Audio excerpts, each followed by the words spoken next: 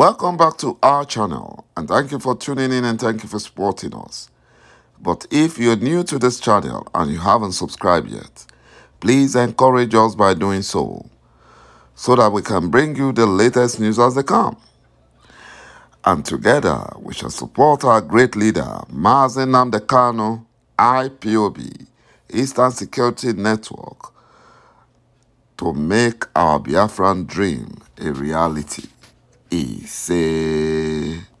Buhari impostor blames Abubakar Malami, the terrorist minister of justice, for misleading him to impoverish Nigerians, but they became wise because of Mazi Nnamdi Kanu and IPOB preaching on Radio Biafra. You know, the Nigerian Fulani government created poverty. Through their actions, they deploy directly swell the poverty numbers.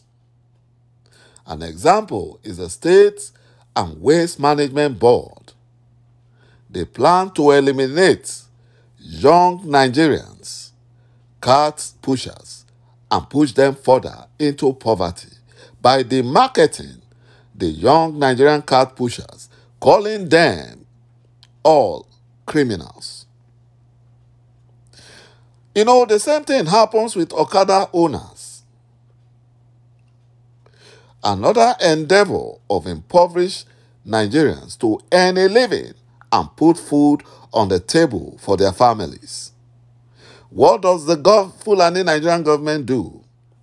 Drive them off the road and crush their Okadas. Then the Okada owners are told to come to lease some government mini-buses to have them become enslaved to the people in the government. You know, the Okada business, the Fulani terrorists took advantage of it, and they used it to hack down innocent Nigerians and Biafrans.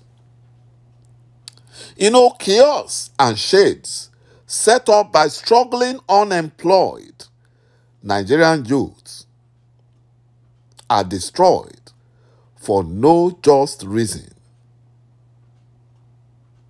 After the Fulani Nigerian government lied prior to coming into power in 2015 that they will create 3 million jobs every year, and they created nothing.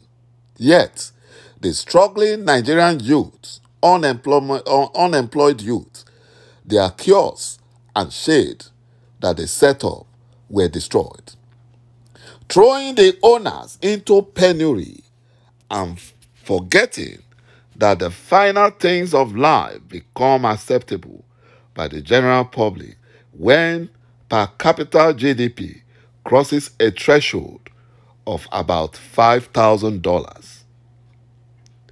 You know, we saw governments dispose people of their land, faking public use, but selling to private entities. The land use decree never handed ancestral lands to state governments.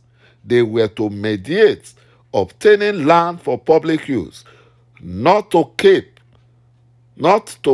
taking more and more land from either side of the original track for any public road.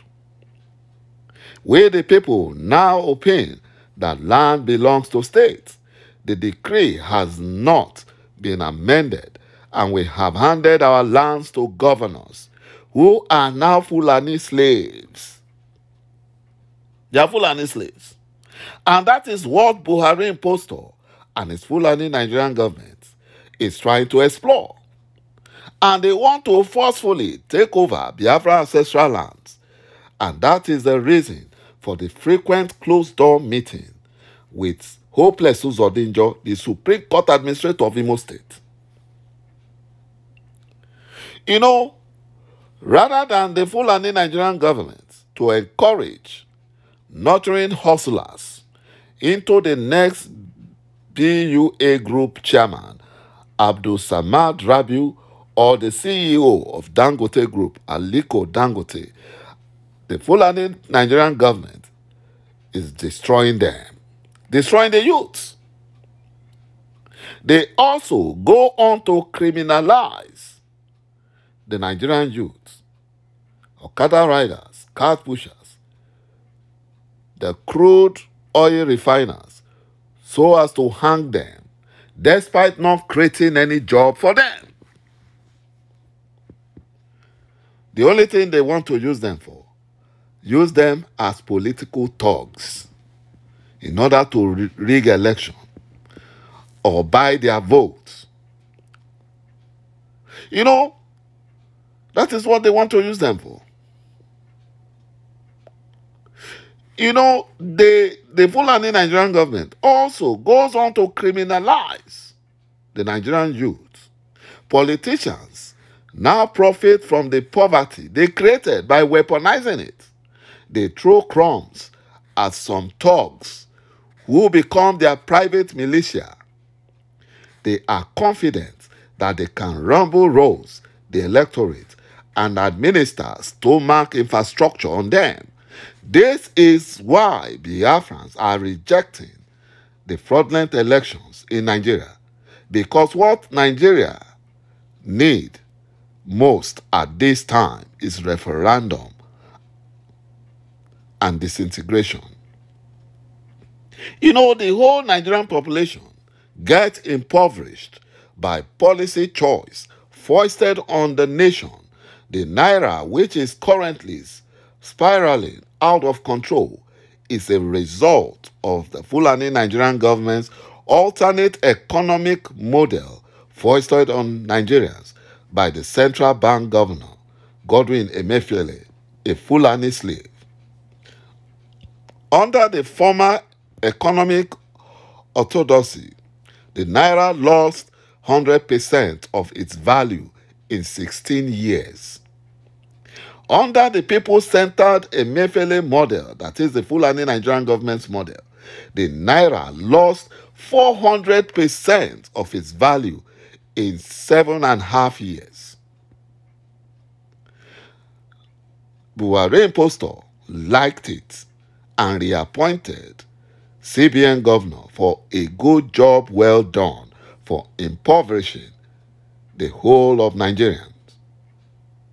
Meaning, we are saddled with a central bank governor whose policy was in our currency as never seen before. Emefiele is also printing money for Buhari impostor, his family, friends, and cronies.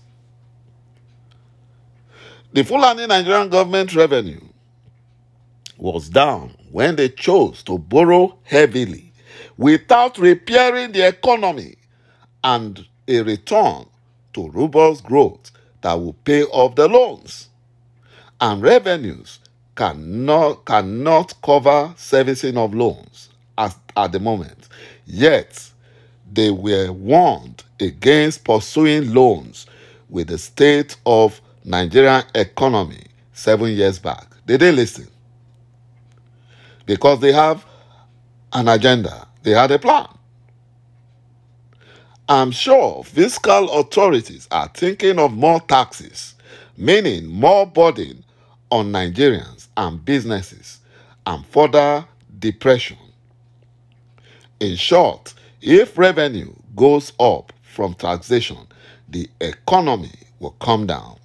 Subsidy removal was cleverly kicked down the road for the next government to deal with after being thoroughly abused and inflated beyond recognition by the Fulani incompetent and clueless Nigerian government. Thank you, my brothers and my sisters, for watching this video, and bye-bye for now.